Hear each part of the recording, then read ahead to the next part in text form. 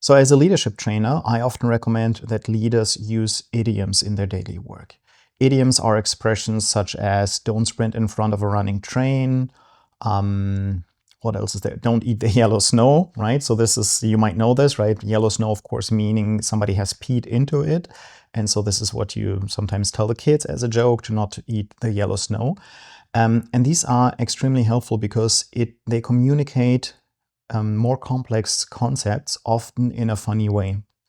And so I actually think that you should have a collection of idioms. Whenever you encounter something, you should write it down and have it for you, almost like a list or a collection of these idioms, because then you can use them. So one I really like is, oh, this feels like drinking from a fire hydrant, right? Because a fire hydrant spits out water at a very high pressure. And so even though there's tons of water, you can't actually drink from it. And that actually describes quite a few business problems. For example, you get too much data and you cannot make any sense out of it anymore because it just comes at you at such a high volume that it's just too much. And I do think that the Chinese actually have an advantage here because their language and their culture is very idiomatic. And so, for example, if you've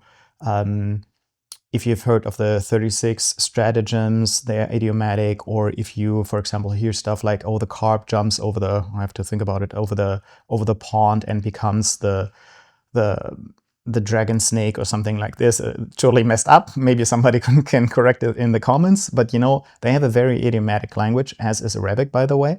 But this is very helpful because you can communicate things very easily, and it's also very positive for shaping culture in your organization or your team, because if you use the same idioms again and again, they'll burn themselves into the heads of your people.